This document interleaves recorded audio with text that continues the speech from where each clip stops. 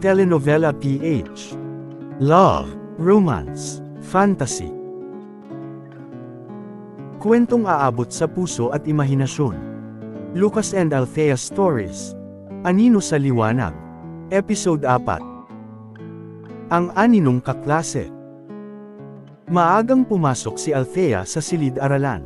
Tahimik pa ang paligid, iilan pa lang ang estudyante.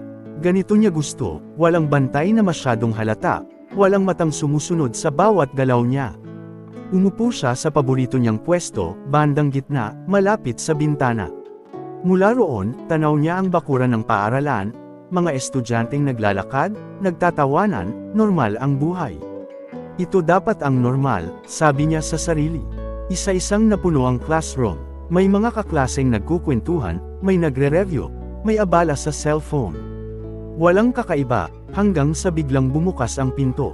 Tumahimik ang klase, pumasok ang kanilang advisor, kasunod ang isang lalaking may bitbit na bag. Matangkad, tahimik, simple ang suot, walang ere. Class, sabi ng guro, may bago kayong kaklase. Napatingin si Althea, at sa sandaling iyon, parang huminto ang mundo, ang mga mata, ang tindig, ang presensya, siya, ang lalaking akala niyang hindi na niya muling makikita. Hindi agad nagtagpo ang kanilang tingin. Si Lucas ay diretso lang ang lakad, kalmado, parang walang hinahanap. Pero sa bawat hakbang niya papasok ng silid-aralan, alam niyang nandoon si Althea. Nararamdaman niya, pakilala mo ang sarili mo, utos ng guro. Tumigil si Lucas sa harap ng klase. Lucas Reyes, maikling sagot. Transfer student, walang dagdag, walang paliwanag, nagbulungan ang ilan. May mga babaeng napatingin, may mga lalaking nagtaas ng kilay. Si Althea naman ay hindi gumalaw, hindi nagsalita, pero ramdam niya ang pintig ng dibdib niya, mas mabilis kaysa dati. Hindi maaari, hindi dito, doon ka umupo, sabay turo ng guro. Sa bakanteng upuan, dalawang hanay lang mula kay Althea.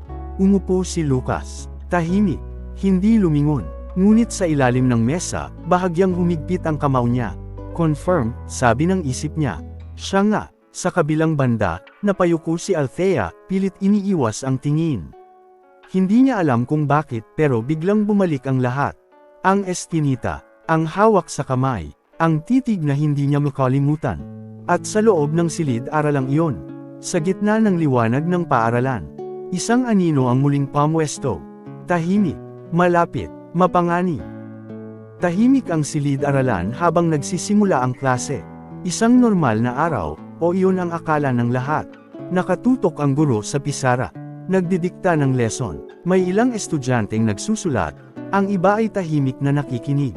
Si Althea, pilit na nakatuon sa notebook. Pero kahit anong gawin niya, hindi niya maialis ang pakiramdam na may tumitingin sa kanya. Hindi siya lumilingon. Huwag, sabi niya sa sarili. Huwag kang lilingon. Sa kabilang hanay, si Lucas ay nakaupo ng tuwid. Mukha siyang tahimik na estudyante, walang kakaiba. Ngunit sa ilalim ng katahimikan, gising na gising ang lahat ng senses niya. Mula sa gilid ng kanyang mata, nakita niya ang bahagyang galaw ni Althea. Ang paraan ng paghawak nito sa ballpen. Ang bahagyang paghinga kapag kinakabahan. Siya nga, kumpirmado sa isip niya. Biglang tumigil ang guro sa pagsasalita. Miss Monteverde, tawag nito. Pakibasa ang susunod na linya. Napahinto si Althea, dahan-dahan siyang tumayo, hawak ang libro. Habang bumabasa, nanginginig ng bahagya ang boses niya. Hindi dahil sa lesson, kundi dahil ramdam niya ang isang titig. Isang titig na hindi mapanghusga, hindi bastos, hindi rin palihim. Isang titig na parang nagbabantay. Hindi na niya napigilan, dahan-dahan siyang napalingon. At doon, nagtagpo ang kanilang mga mata. Isang segundo, dalawa, walang ngiti, walang salita, pero sa sandaling iyon, parang bumagal ang oras. Para kay Althea, bumalik ang alaala. Ang eskinita, ang paghawak sa kamay, ang pakiramdam na may samalo sa kanya mula sa panganib. Para kay Lucas, iisa lang ang malinaw. Ito ang taong kailangan niyang protektahan. Kahit hindi niya alam kung bakit mas mabigat ito kaysa sa dati. Miss Monteverde, napabalik si Althea sa realidad. Agad niyang ibinalik ang tingin sa libro at tinapos ang binabasa. Umupo siya, tahimik muli ang klase, ngunit sa loob ng silid-aralan.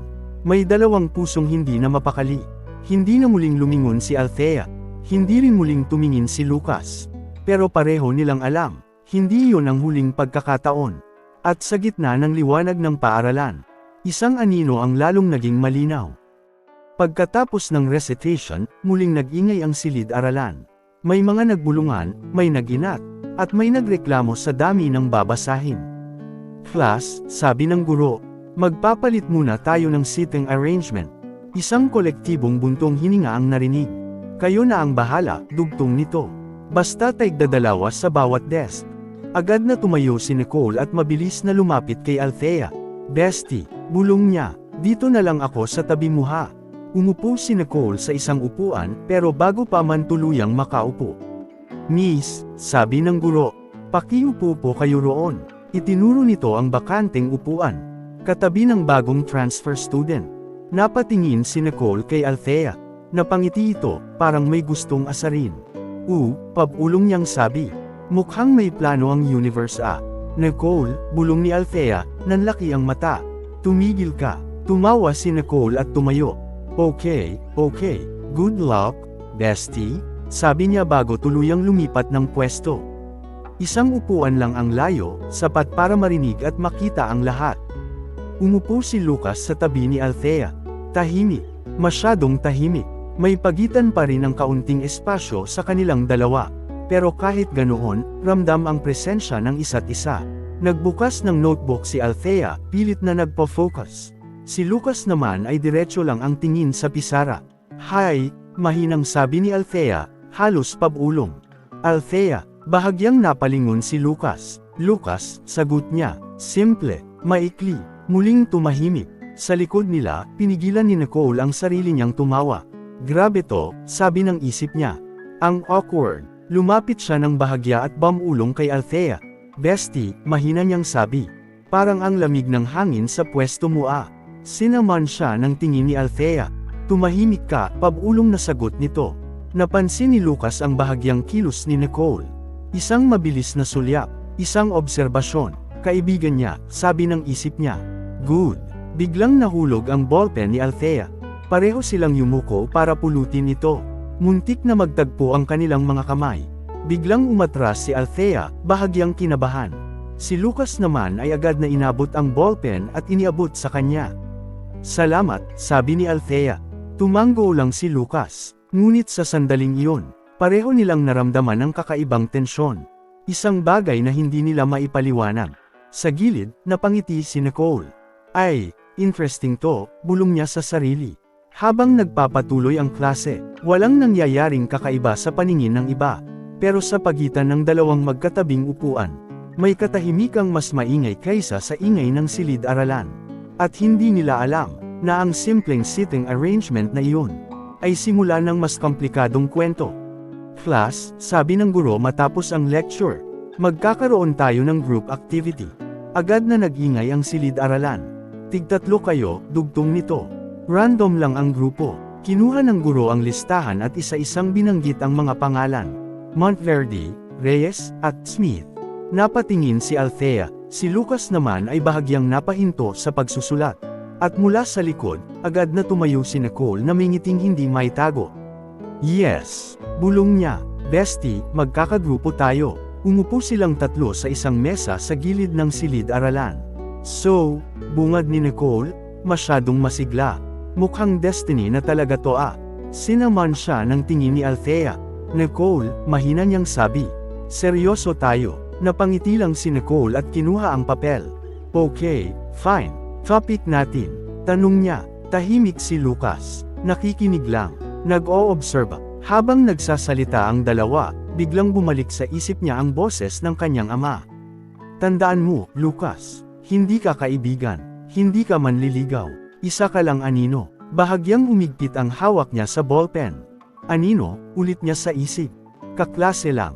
Lucas. Tawag ni Althea. May idea ka ba? Napatingin siya sa kanya. Isang segundo. Dalawa. Gusto niyang magsalita. Gusto niyang makisali.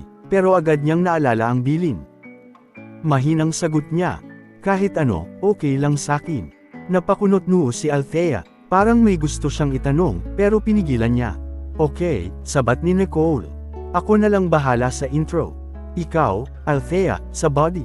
Lucas, conclusion ha. Tumango si Lucas. Habang nagsusulat sila, napansin ni Althea ang kilos ni Lucas. Maingat, kontrolado, laging alerto sa paligid. Bakit parang hindi lang siya ordinaryong estudyante? Bulong ng isip niya, biglang may nahulog na libro mula sa katabing mesa. Lumingon si Lucas agad, halos instinctive. Sinuri ang paligid. Walang banta. Napansin iyon ni Nicole. Ang bilis ng reflex sabi ng isip niya. Lucas, biglang sabi ni Nicole. Ang tahimik mo masyado. Napatingin si Lucas. Ganun lang talaga ako, sagot niya. Ngumiti si Nicole, parang may alam. Interesting, pabulong niyang sabi. Si Althea naman ay nakatingin lang kay Lucas. Hindi direkta, pero ramdam ang presensya nito. May kung anong humihila sa kanya palapit. Pero may pader na hindi niya maabot. At sa loob ng silid-aralan, habang tila ordinaryo ang group activity, isang anino ang pilit na nananatiling nasa gilid. Kahit unti-unti nang nahihila papalapit sa liwanag. Kung nagustuhan ninyo ang episode 4, please like, share and subscribe sa channel natin, at huwag kalimutang i-push ang notification bell para sa susunod pang mga episode ng Anino sa Liwanag, Lucas and Althea Stories.